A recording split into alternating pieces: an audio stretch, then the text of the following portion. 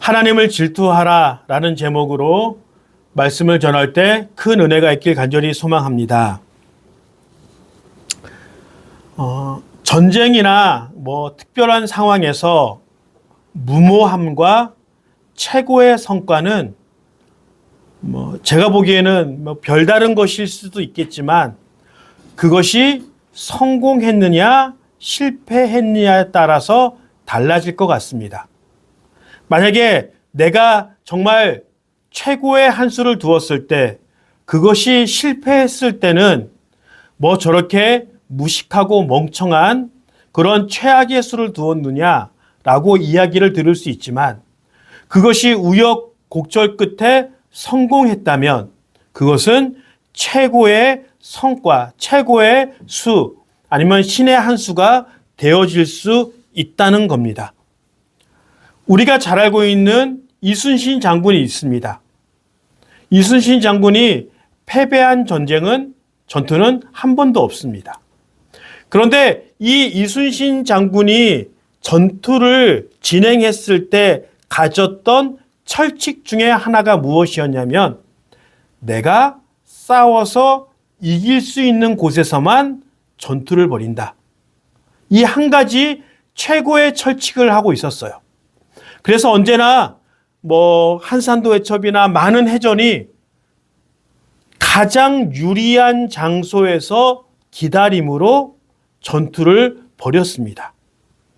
그런데 갑자기 이순신 장군이 선조왕으로부터 좌천당하고 징계받고 그런 이유가 있었습니다.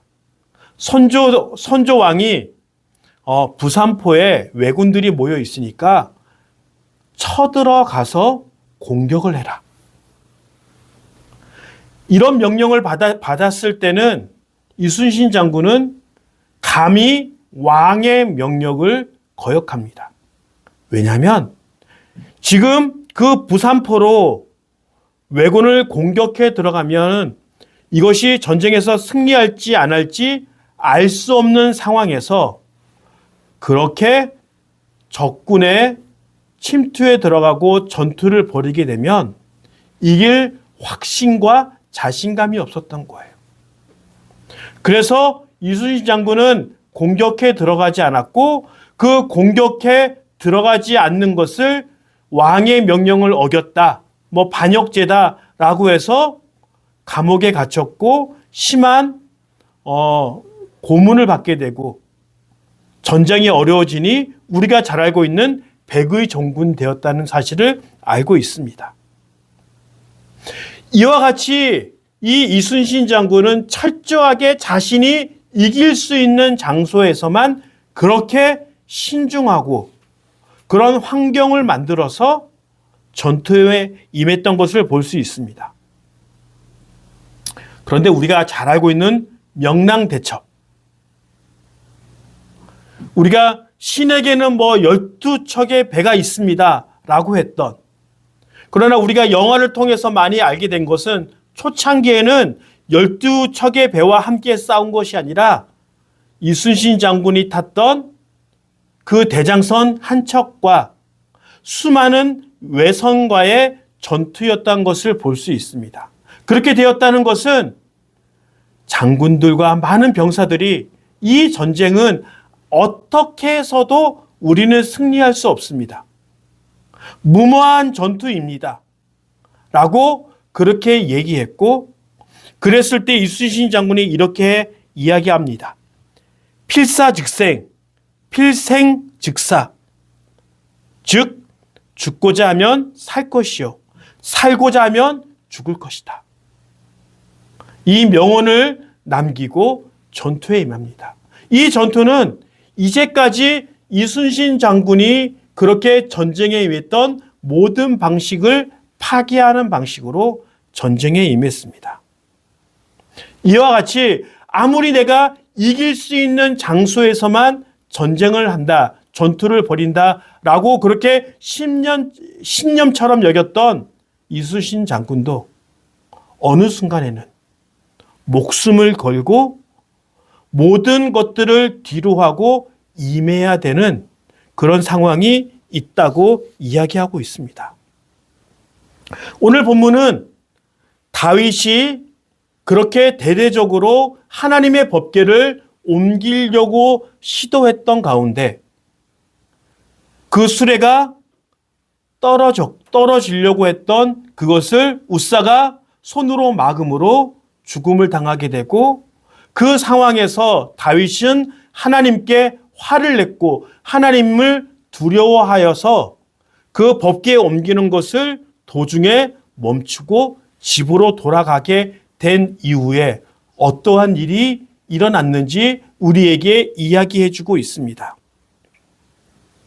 자신의 실수로 웃사가 죽었고 그 3만 명이나 되는 사람들 앞에서 자기가 자랑스럽게 하나님의 법궤를 다윗성으로 옮기려고 했던 그 시도가 실패로 끝났다는 것은 많은 사람들이 다윗의 행동을 비웃거나 손가락질할 수 있는 상황이 되었을 때, 그렇게 하나님 앞에서 사람들 앞에서 굴욕을 당했다는 겁니다.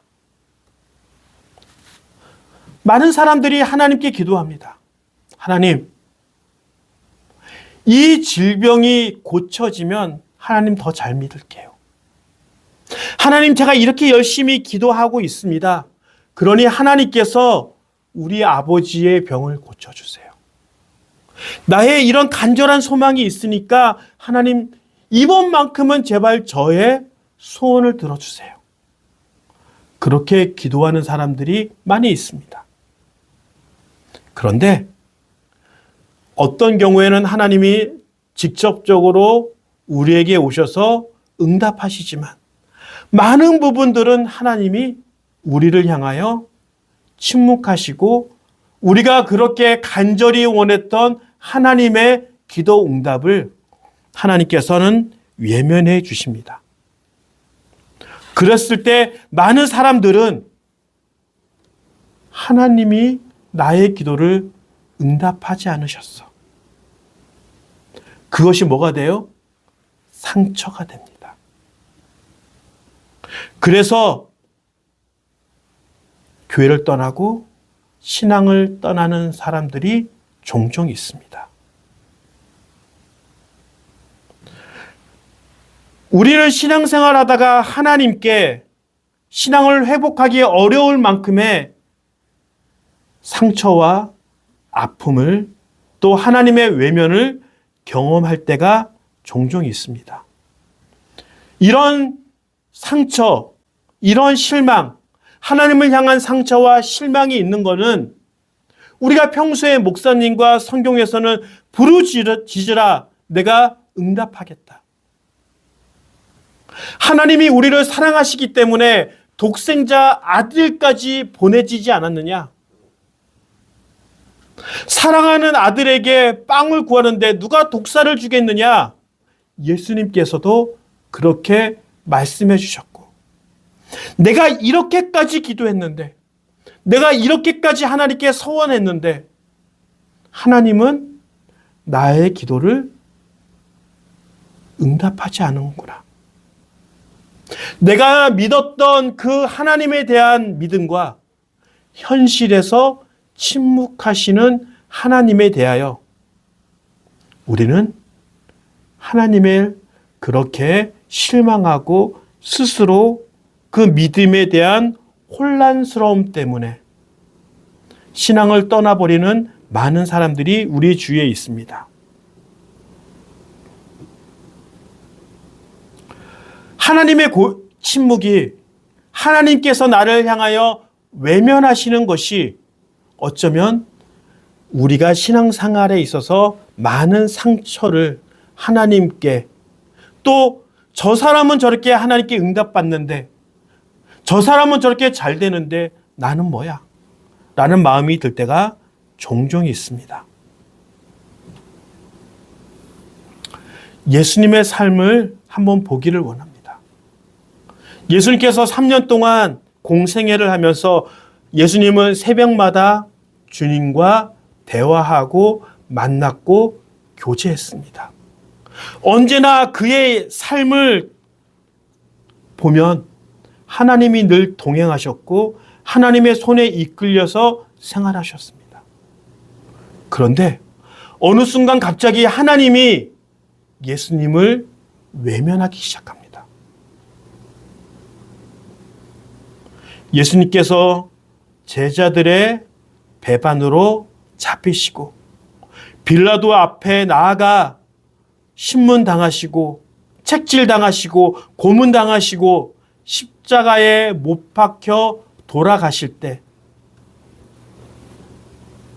하나님은 3년 동안은 그렇게 예수님과 동행하고 함께 했는데 정말 하나님의 동행하심이 필요하고 하나님의 기적과 응답이 필요할 때 철저하게 하나님은 예수님을 향하여 침묵하시고 응답하지 않으시고 내버려 두십니다.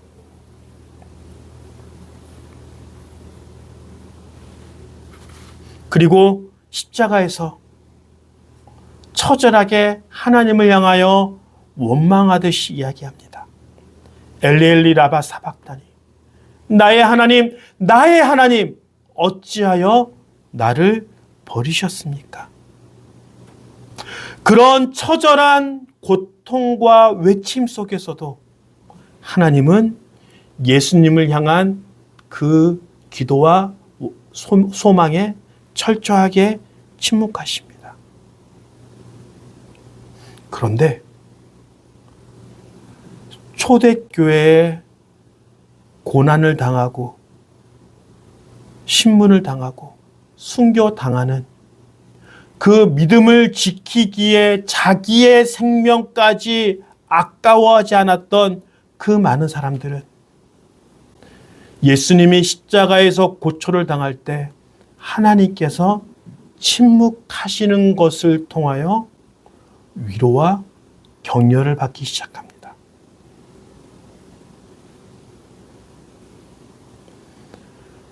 십자가에서 고난받으시고 하나님을 그렇게 찾았지만 하나님은 예수님을 외면하셨지. 그런데 그런 예수님을 하나님께서 부활시켜 주셨고, 그리고 부활시킨 것뿐만 아니라 가장 영화로운 신분으로, 가장 영화로운 자리로 그를 끌려 올려주셨구나. 비록 내가 지금 나의 가족이 잡혀서 사자 먹이가 되고 나는 지하 동굴에서 햇빛을 보지 못하며 그렇게 비참하게 살아가고 있는 상황에 하나님 살려주십시오. 하나님, 이 어려움이 나에게 없어지기를 원합니다. 그렇게 하나님께 간절히 기도했지만 하나님께서는 우리의 기도와 우리의 고통에 침묵하십니다. 그러면서 그들은 하나님에 대한 소망, 부활에 대한 소망, 결국에는 승리할 것이며 결국에는 하나님이 이 고난의 순간을 견디어낸 사람들을 향하여 축복하시고 영화로운 자리로 올려놓을 것이라는 그 모습을 예수님을 통해 경험했기 때문에 온전히 참고 견딜 수 있었던 거예요. 지금 하나님은 침묵하시지만 그 침묵의 외로움을 견디어내어 최후에는 하나님 앞에서 승리하자. 그 모습을 본 초대교인들은 나도 예수님처럼 승리하길 바란다. 처절하게 내 가족이 비참하게 죽어가는 상황에서도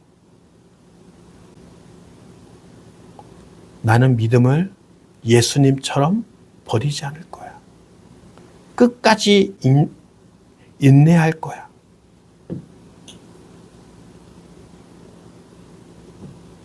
하나님의 침묵은 거절이 아니에요.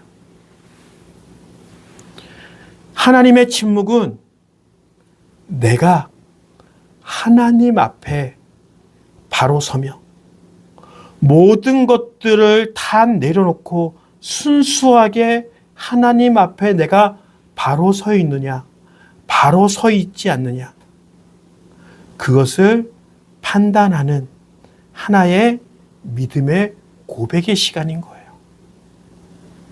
이제까지는 하나님 이것도 했으면 좋겠고 저것도 했으면 좋겠고 하나님 내가 바라는 것이 많습니다. 그런 것들이 많이 있는데 하나님의 침묵 시간에 내가 하나님께만 집중하며 나의 가짜 믿음을 제거해 없애며 나의 순전한 믿음, 나의 올바른 믿음, 하나님만을 바라보는 믿음으로 내 자신을 가꾸어 나가는 진정으로 믿음으로 살아가는 그 과정이 하나님의 침묵이라고 볼 수 있습니다.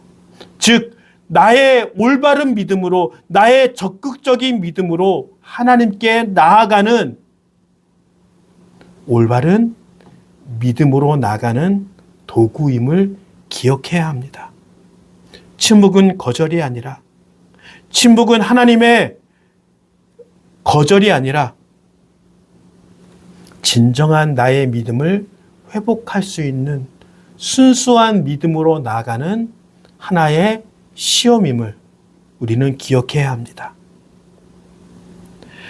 다윗은 법궤를 옮길 때 처음에는 실수했어요.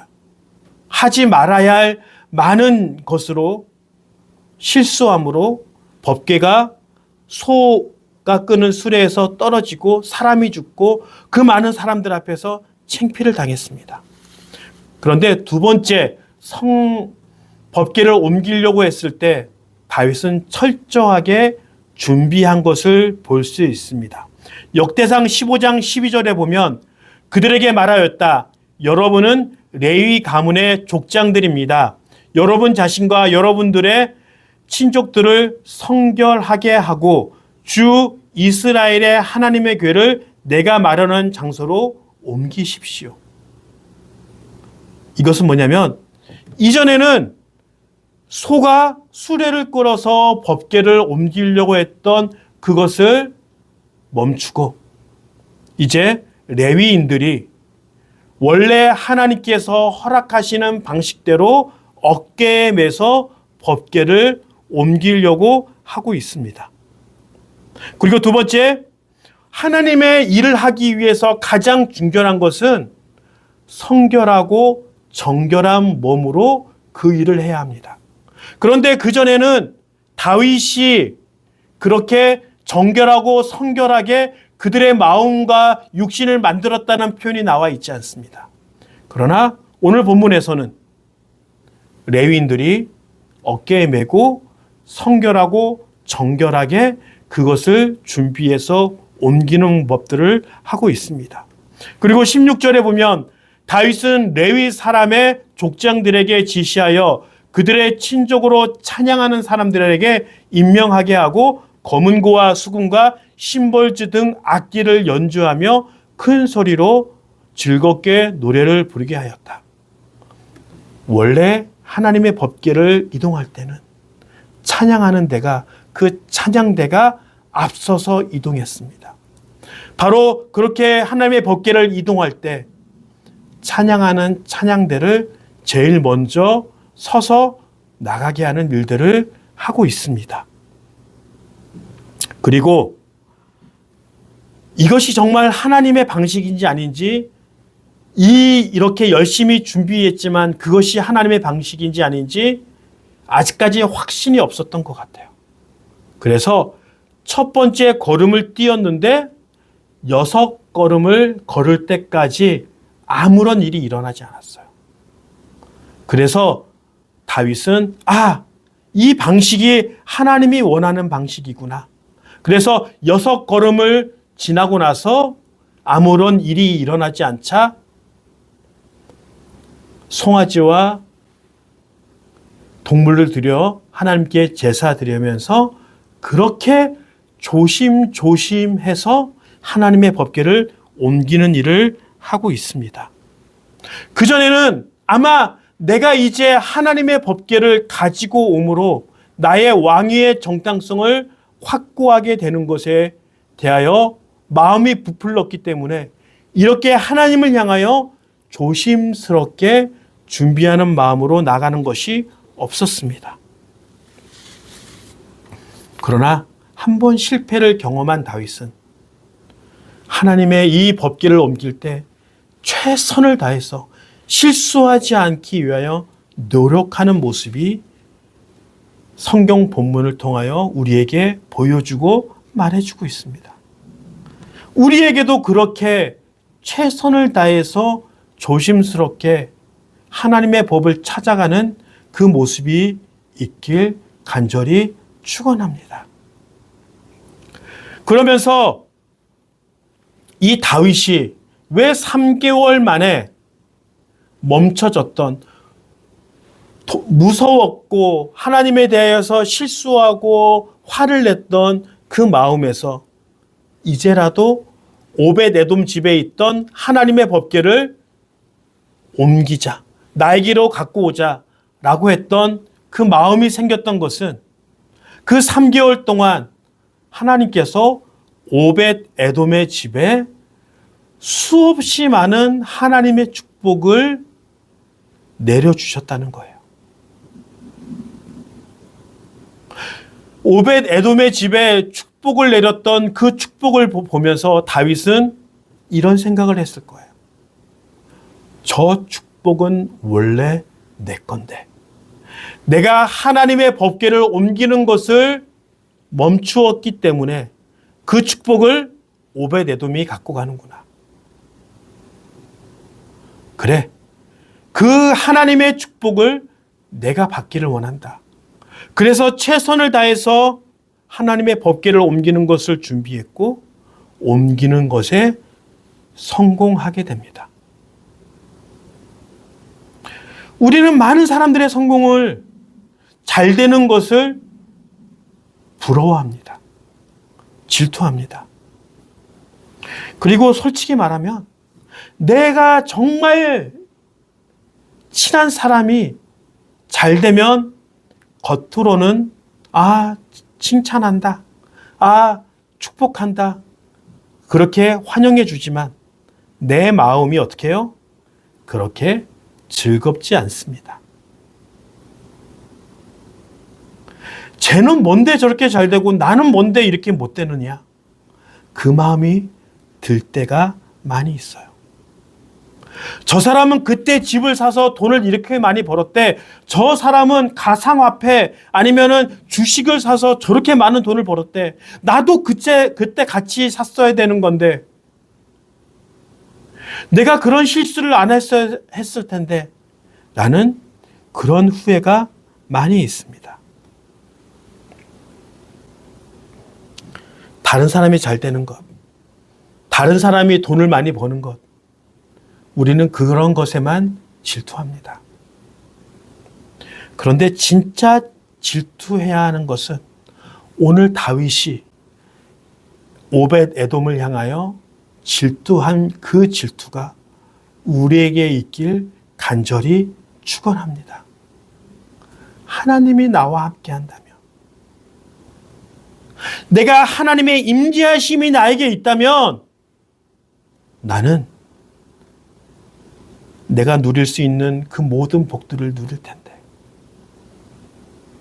우리는 누가 주식을 샀다, 누가 집을 샀다, 누가 돈을 왕창 벌었다, 사업에 성공했다, 자녀가 잘 됐다는 것에 대해만 부럽다, 질투한다, 나에게도 그런 것이 있으면 좋겠다라고 여기지만,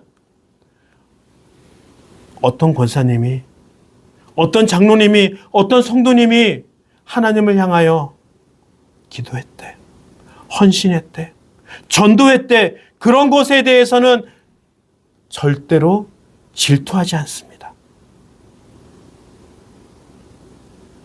잘했네. 그렇지만 내가 그 모습을 질투하지 않고 그 모습을 본받으려고 하지 않습니다. 단순히 잘 되는 것만 바라보고 잘됨의 원천, 축복의 원천이신 하나님을 향한 그 믿음과 하나님을 향한 그 동행함과 내주하심은 그렇게 막 원하지 않는 것을 바라보게 됩니다. 다윗은 정확하게 복의 근원이 누군지 알고 있었어요. 복의 근원이 하나님께로부터 왔다는 것을 알았고, 많은 사람들 앞에서 수치를 당하고 수모를 당했던 것을 까맣게 잊어버립니다. 하나님이 나와 함께 하신다면, 하나님의 법궤가 나에게 있다면 그 소망을 가지고 다시 시도합니다. 세상에서 잘 나가는 것을 부러워하지 마십시오. 시기하지 마십시오. 우리가 진정으로 시기하며 질투해야 되는 것은 더 깊은 신앙으로 살아가는 그 삶의 신앙의 모습을 질투하기를 원합니다. 하나님이 나와 함께 하시고 하나님이 나에게 복 주시는 것을 부러워만 하지 말고 축복할 수밖에 없는 믿음, 함께 하시는 믿음을 살아가기 위하여 최선을 다해 노력하길 간절히 소망합니다.